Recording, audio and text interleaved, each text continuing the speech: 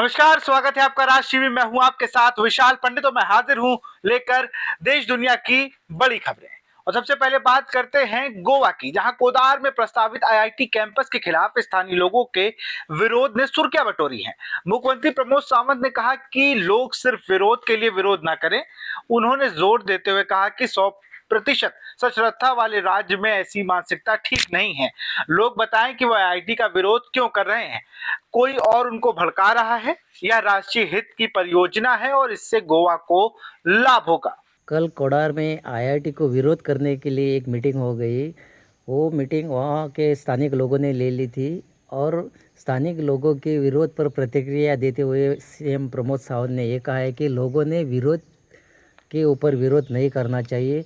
लोगों के भड़काव में आकर ये प्रोजेक्ट को उसने विरोध नहीं करना चाहिए। इसमें बच्चों का भविष्य है और बच्चों का भविष्य उस पर निर्भर होता है। यह राष्ट्रीय हित की परियोजना के और इससे गोवा को लाभ होने वाला है और यहाँ के बच्चे जो अभी स्टूडेंट है वो पढ़ने के लिए दूसरे गांव में जाते हैं, उसको यहाँ बेनिफिट होने वाले हैं, उसको यहाँ पढ़ने को मिलने वाला है। इसलिए लोगों ने इस प्रोजेक्ट को विरोध नहीं करना चाहिए।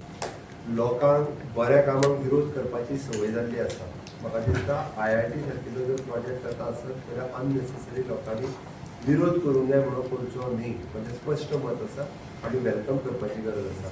गोंय सारकिल्या 100% लिटरेट स्टेटीत अशा पद्दतीची मनोवृत्ती जी आसा ती बळगोवपाक जायना। आमी आमच्या भुरग्यांच्या फुडाराचो विचार करप ही काळाची गरज आसा। आमी आयआयटी विरोध कित्याक करता हो पयलीं लोकांनी सांगचो। कितें म्हणून अशें की बाबा आयआयटीक विरोध करीत अशें कोण तरी फाटल्यानच्यान फूस लायता, म्हणजे थोडे मनोवृत्तीचे अशे जे लोक आसा पळय न्ही, हे गोंयांत अशा पद्दतीचे नॅशनल प्रोजेक्ट येवपाक दिना। हांव जाल्यार म्हणटलो की हे राष्ट्रीय प्रोजेक्ट येता तांकां आमी राष्ट्र हिताक आनी गोंय जेन्ना नॅशनलिस्ट अशा पद्दतीचे आमकां प्रोजेक्टा खातीर सातत्यात सपोर्ट करपाची गरज आसा। दूसरी खबर भी गोवा से है। 17 सितंबर से 2 अक्टूबर तक गोवा में पीएम मोदी के जन्मदिन के अवसर पर सेवा पखवाड़ा का आयोजन किया जाएगा। गुरुवार को सभी विभागों के साथ बैठक कर जिम्मेदारियां तय की जाएंगी। इस अवधि में प्रतिदिन एक कार्यक्रम आयोजित किया जाएगा जिसमें विधायक और मंत्री सक्रिय रूप से भाग लेंगे। 17 सितंबर को बड़े कार्यक्रम के तहत स्वयं सहायता समूह को 60 करोड़ रुपए का ऋण वितरण भी किया जाएगा। प्राइम मिनिस्टर नरेंद्र मोदी जी के बर्थडे के अवसर पर हमने जो सेवा पखवाड़ा कार्यक्रम 17 तारीख से महात्मा गांधी जयंती 2 अक्टूबर तक जो कार्यक्रम प्लान किया है, इस कार्यक्रम के लिए मैंने मेरे हेड ऑफ द डिपार्टमेंट्स की मीटिंग ली और इस कार्यक्रम का जो मेन ऑब्जेक्टिव्स है service, social work, cleanliness, environment care और इंस्पिरेशन फॉर द विकसित भारत, इसके ऊपर हम कार्यक्रम प्लान कर रहे हैं। इसके जो मेन ऑब्जेक्टिव्स है, प्रमोट द सेवा service for the community participation, inspire the people through the PM Modi's life struggle and vision, strengthening the path towards Atmanirbhar Bharat Vikasit Bharat 2047 है और inculcates the value of the cleanliness, health and environment care, इसके ऊपर focus करेंगे।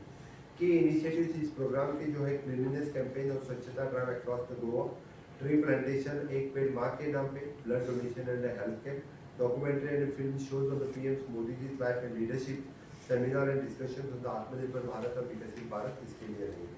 इस कार्यक्रम में community involvement के लिए recognisation contributors in the sports, arts, science and social service, vocal for local campaign के ऊपर भर रहेगा, promotion of the local products and traditional industries, इसके लिए भी हमारे कार्यक्रम पे ज़्यादा भर देंगे। Encouraging the people to support the Indian handicraft and the entrepreneurship, youth participation to the school, colleges and community groups, इसके ऊपर हम भर देंगे। इस कार्यक्रम हमने पूरे 16 डेज के ऊपर प्लान करते वक्त 17 तारीख से लेके यानी 2 तारीख तक गोवा के हर एक तालुक ब्लॉक लेवल पे इस कार्यक्रम हम लेके जा रहे हैं। गोवा के हर एक लोगों को हम इस पार्टिसिपेशन में इन्वॉल्व कर रहे हैं।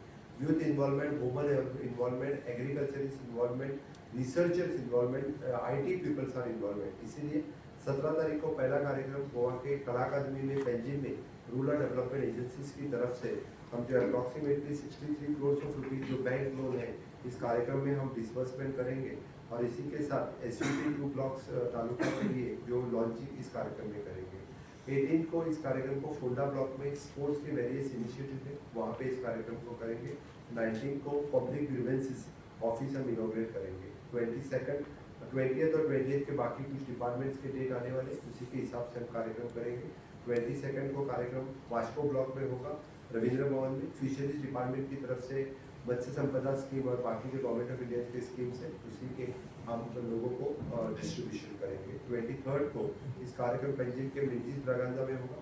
सोशल वेलफेयर के डिफरेंट प्रोग्राम्स हम जो पर्सन विद डिसेबिलिटीज और वेरियस स्कीम्स, इसका डिस्कसमेंट रहेगा।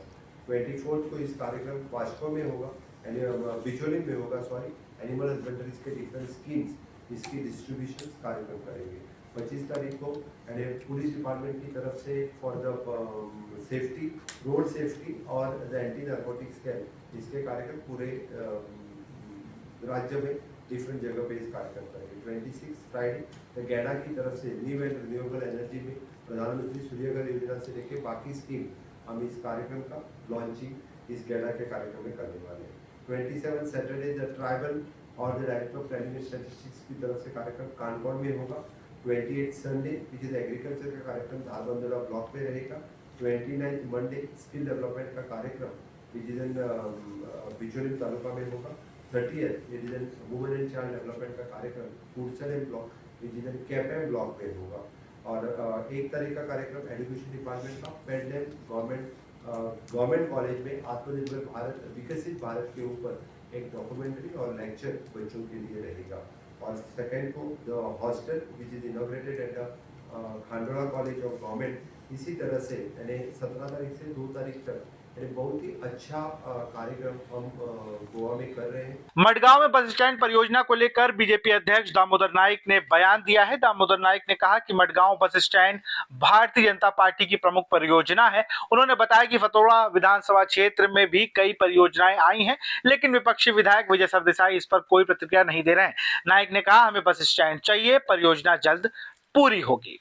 मैं उनके ऊपर टिप्पणी नहीं कर सकता। उनका फ्रस्ट्रेशन है इसलिए कि वो बस स्टैंड वो नहीं कर रहा है, क्योंकि आज तक पूरे 12-13 साल हो गए वो एमएलए है, एक भी सिग्नेचर प्रोजेक्ट फतोड़ा में नहीं ला सके।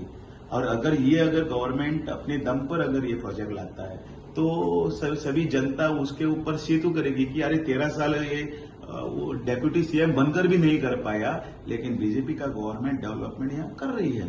और रही बात ये है कि बाकी के टेक्निकल पॉइंट और एस्पेक्ट्स के जो मॉल और बाकी का है, इसका सरकार उसमें देख रही है कि उसकी वैलिबिलिटी क्या है।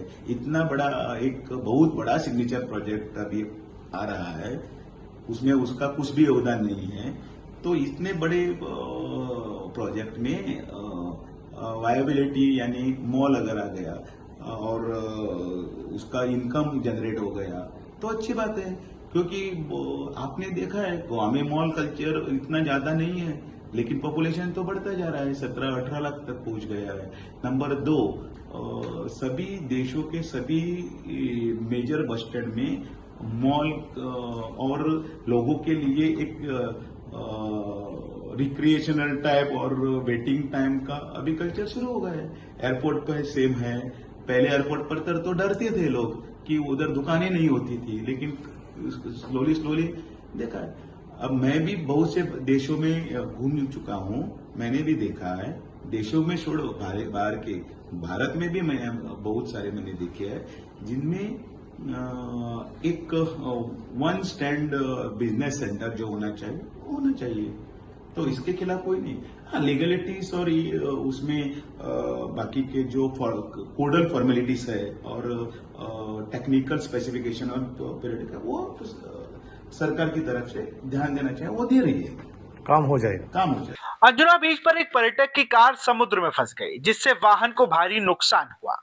अंजुना पुलिस और स्थानीय लोगों ने काले रंग की कार को समुद्र से बाहर निकाला। पुणे का निवासी पर्यटक लापरवाही से कार चला रहा था। पुलिस ने चालक के खिलाफ जीवन को खतरे में डालने और सार्वजनिक व्यवस्था भंग करने के आरोप में मामला दर्ज कर लिया है। और अब बात करेंगे पड़ोसी मुल्क नेपाल की। नेपाल में विरोध प्रदर्शन हिंसक होते जा रहा है और प्रधानमंत्री केपी शर्मा ओली को इस्तीफा देना पड़ा। ओली के इस्तीफे के बाद जेनजी आंदोलनकारी विक्ट्री परेड निकालते दिखे। राष्ट्रपति पौंडेल के निजी आवास पर आगजनी हुई। राजधानी काठमांडू में सड़कों पर पुलिस और प्रदर्शनकारियों के बीच झड़प जारी है और राष्ट्रपति ने भी इस्तीफा दे दिया है। और अब बात करेंगे चुनावी राज्य बिहार की। बिहार में विधानसभा चुनाव में पहले एनडीए सहयोगी दलों में सीट बंटवारे को लेकर अभी भी असहमति बनी हुई है।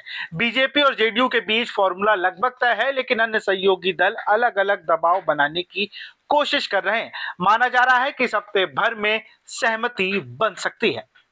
लद्दाख के सियाचिन ग्लेशियर में हिमस्खलन के कारण 3 भारतीय सैनिक शहीद हो गए। इसमें 2 अग्निवीर हैं। सेना के बचाव टीमें तुरंत सक्रिय हो गईं। यह घटना सेना के लिए गंभीर नुकसान है। पंजाब में बाढ़ की मार से अब तक 51 लोग अपनी जान गंवा चुके हैं। हालांकि अब पानी कम हो रहा है, लेकिन बाढ़ प्रभावित इलाकों में रहने वालों के लिए खतरा कम नहीं हुआ है। स्थानीय प्रशासन और राहत एजेंसियां लगातार मदद कर रही हैं।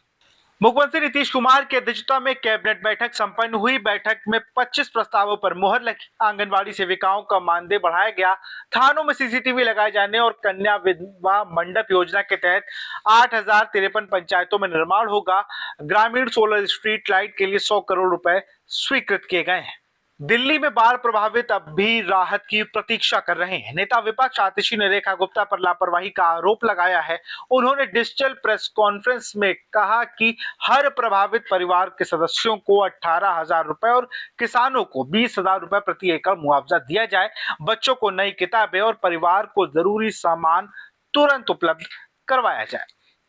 तो ये थी आज की बड़ी खबरें। देश और दुनिया की ताजा अपडेट के लिए जुड़े रहिए राज टीवी के साथ। नमस्कार।